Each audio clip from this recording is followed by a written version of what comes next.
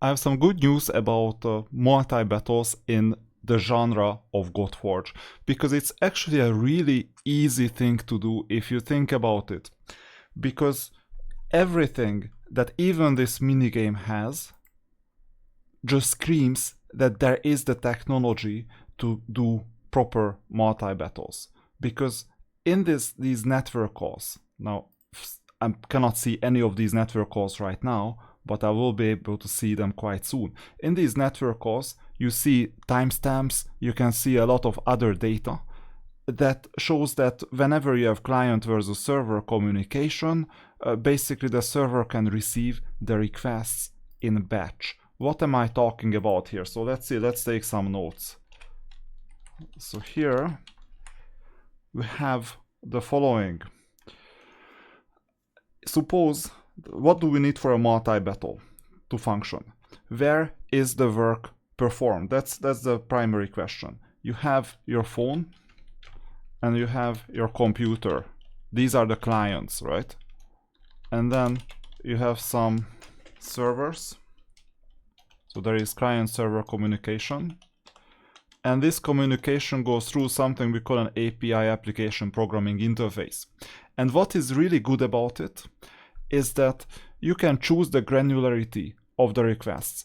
Teams are oftentimes interested in making sure that we minimize communication between the device and the server, and the device itself does as much of the work as possible.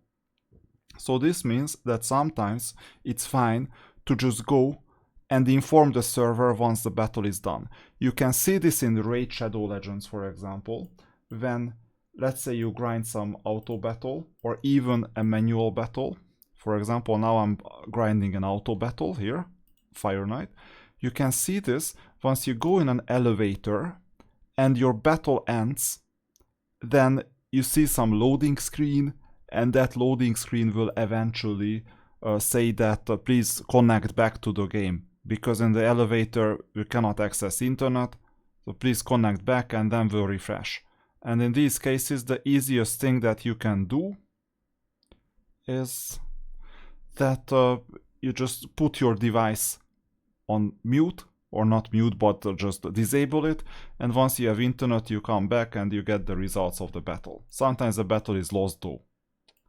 So this is what happens. We know that requests are being batched.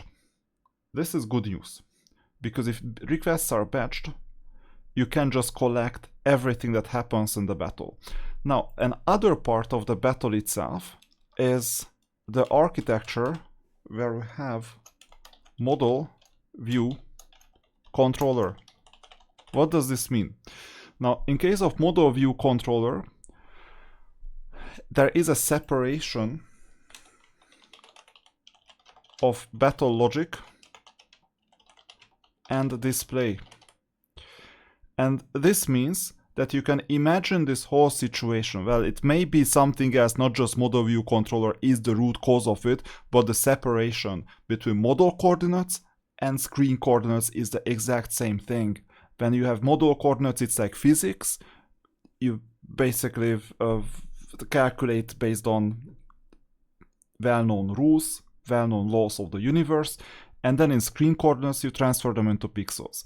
In the game itself, you have a loop, an event loop, that, let's say, Ramses uses his A2 skill, attack 2 skill, and whatever Seth uses A1, and then Ramses uses ultimate, and you can also see the time elapsing. So let's say 125, 132, for instance, and then Ramses ultimate is scheduled at 133. It's really easy to just go through it instantly or go through it in delayed. Why am I talking about these whole things? It's because in Raid we have proven that it is like that. It is implemented exactly like that. So for example, let me cancel the multi-battle off screen in the meantime, just so that you see the evidence of this working. First of all, Super Raid is already evidence that something was wrong, right?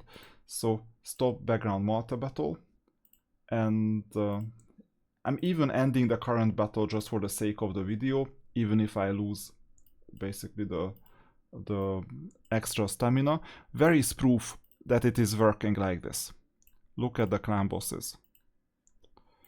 Now, I cannot do this in Ultra Nightmare, but I can absolutely do this in Nightmare. Battle. There is this quick battle here. Start.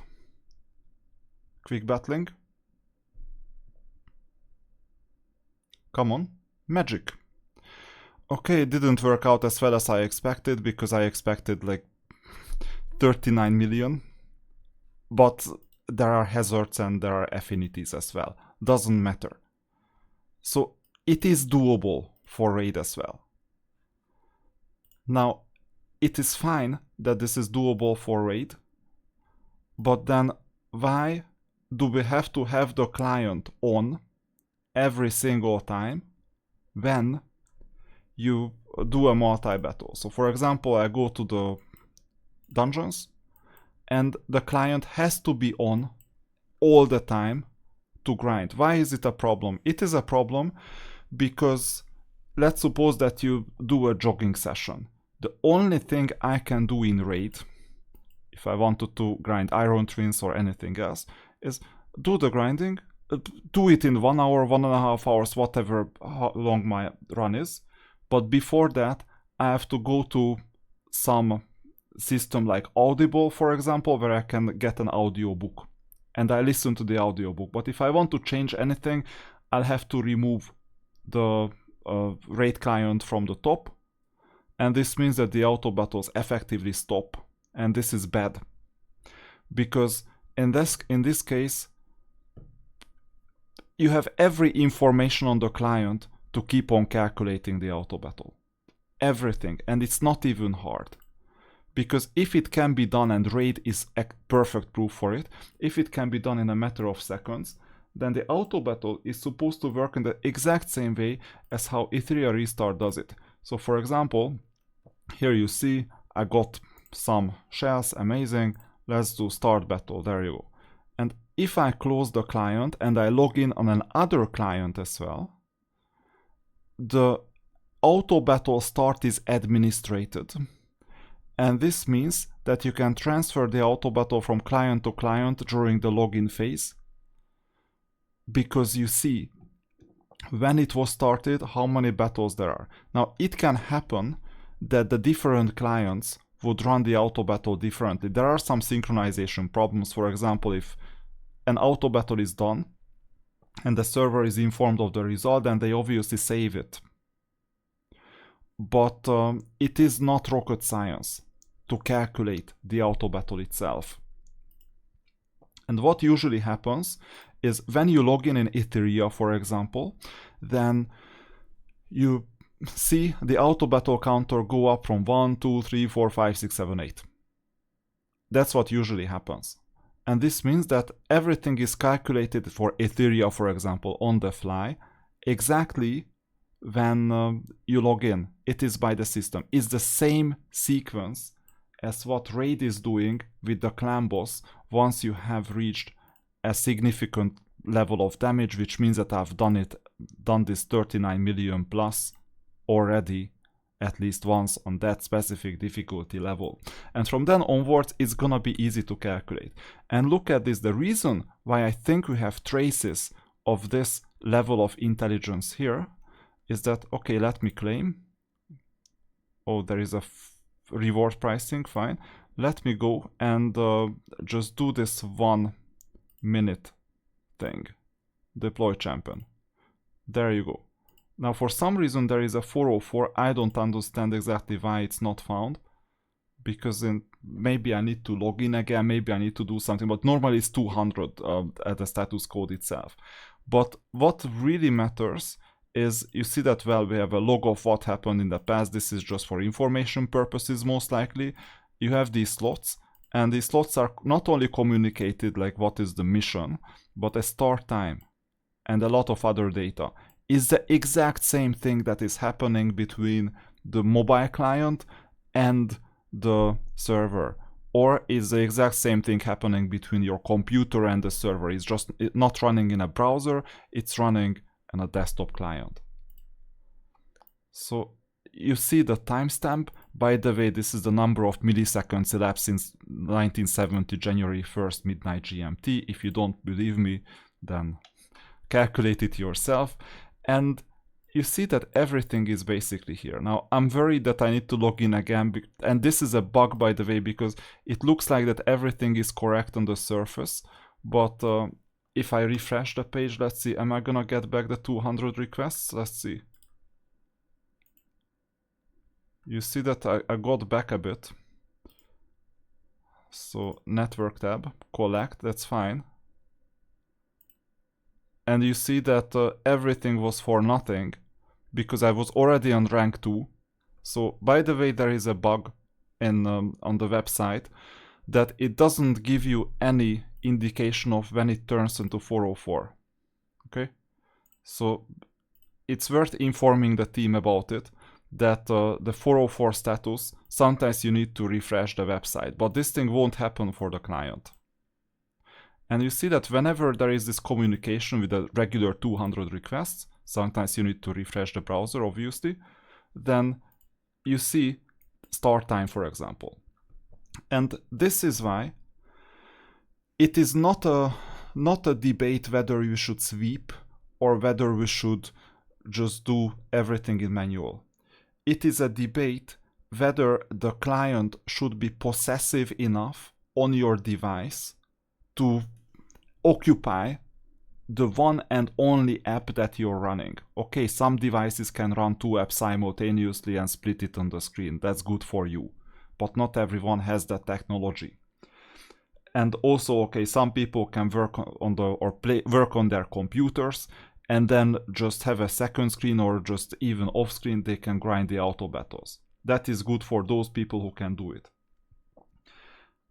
I cannot always do it myself. Sometimes I would like to do something with my device, let it be phone, let it be computer, and I don't want the client to run simultaneously. I just want to administrate the background battles and come back in 1 hour, half an hour, or 2 hours if there is a fusion, for example. And I don't want to know about it, and I don't want to see it, and even worse, Raid has been running like that for almost 5 years. I don't want my battery to be drained by the animations. This is the most important thing to me. I understand and acknowledge that battles should take time, minutes at times, and it is an optimization factor because you can get better with your teams. But what I don't recommend is that everything should happen on screen with you seeing it. Now, early access is one thing. It is absolutely fine if we have not everything 100% working. And as long as there is an intention to do true background battles, that is game changing. And this is where, just mark my words, this is very easy to predict. There are quite smart people sitting in Raid headquarters. If they could do this logic for Demon Lord, for Clan Boss, for anything, they have all the infrastructure necessary to do background multi-battles with some minimum administration. They just need to formulate the JSON payload on the server in such a way that they save the background battle status. If they can save formations per battle, they can save 1 slot for background battles. Don't get illusion, this is worst case a 1 week project. And I'm greatly overestimating it already. For, let's say, 1 backend engineer, 1 front-end engineer, 1 QA person, or a few, who knows. Maybe a product guy to make sure that there are some requirements in place, maybe a UX guy for specifications, and that's it. The reason why we're not getting it in Raid, or we're getting it slowly to be exact, is not that it's hard to do. It is intended this way because the more possessive the client, the more you think of yourself as a raid player / worker / whatever else, right? And the more you're gonna be invested in the game, and we don't want, or not we, but raid doesn't want to break this investment, because if you had access to background battles, it would be far too easy for you. And if it's far too easy, you may spend a bit less. So raid is seeing competition, they are playing Etheria even if they don't like the style. They are playing others as well just for experiments.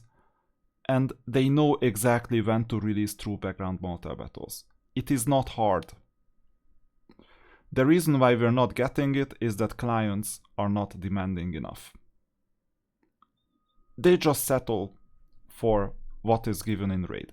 And by the way, the veterans of raid, those people who have been there for 5 years, just think about that. Those people are used to a completely different raid experience. They didn't have super raids. They didn't have multi-battles, none of these things. And many people just played with their devices, phones, or tablets. I know that there is a sub-community inside the community who did some automations, hotkeying, or even just a lightweight version of it, which is BlueStacks macros, for example, or any emulator macros.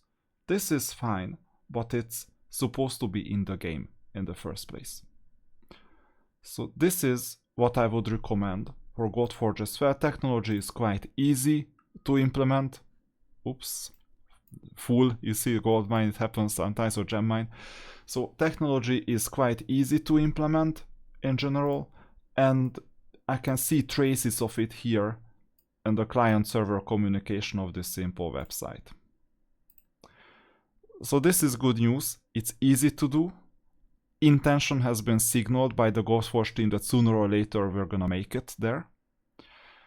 And it doesn't take away the investment from the end of a player to build a team that gets done with a battle fast enough. So it still happens real time, because if you can calculate the results of a battle in 1 second, you can still pretend that it takes 5 minutes.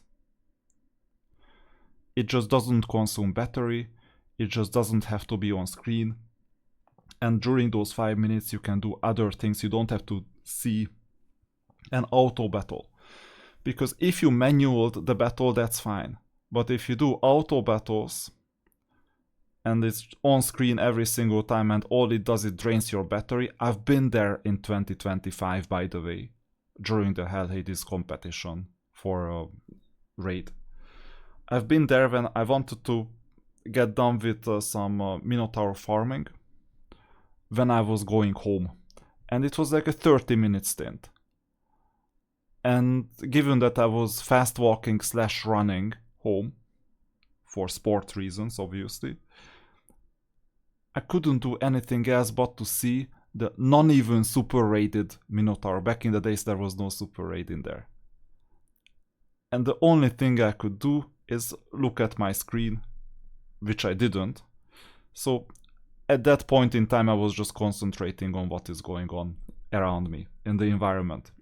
I wasn't even able to use anything basically on my phone, which is not a big problem, but it's still possessive.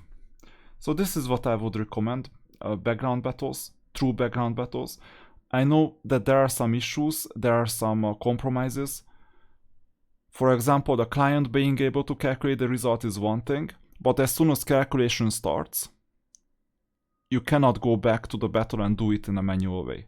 Second issue, and this is a serious one that we haven't talked about, that everything is fine as long as we have no such loop that you have, for instance,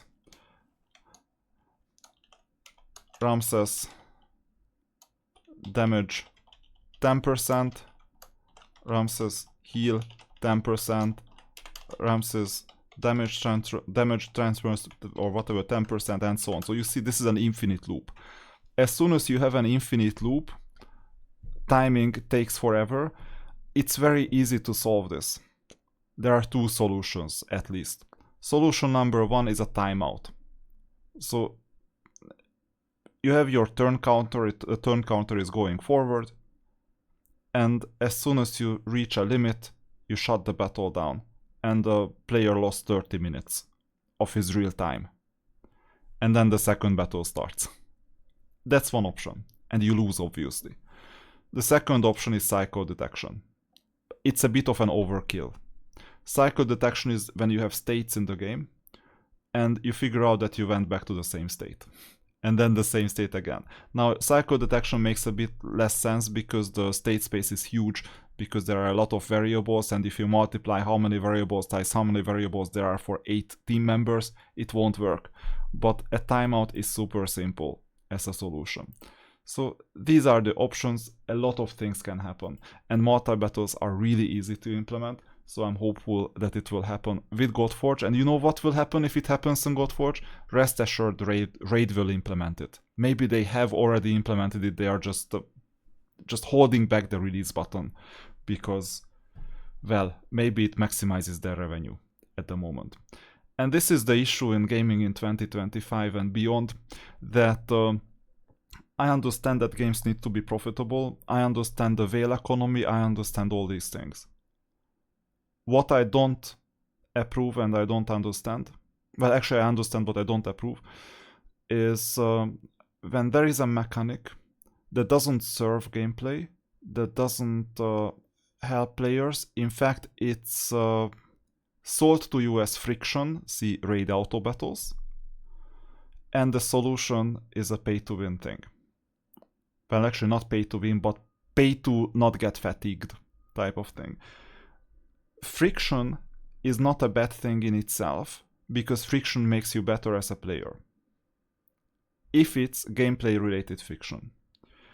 If there is no skill in and you get friction, then the problem is the following. You just know that you have to complete and continuously repeat a ritual, which is the friction itself. There is no skill element itself, there is no growth, there is no story behind it. It's so easy to sell friction with an engaging story, and players will be grateful for it, and they will understand it as a growth experience. When you have to grind Fire Knight 25, for example, 7 minutes each time, for let's say 2 hours or 3 hours, there is no skill element in that. There is training mindset, which is you have assembled your team, you know how it's working, you've optimized the time. And then there is trusting mindset. You press the auto button and it works for 3 hours. There is no skill, and this is when I'm arguing that the client now doesn't have to be on screen. Let me know in the comments what you think. See you in the next video.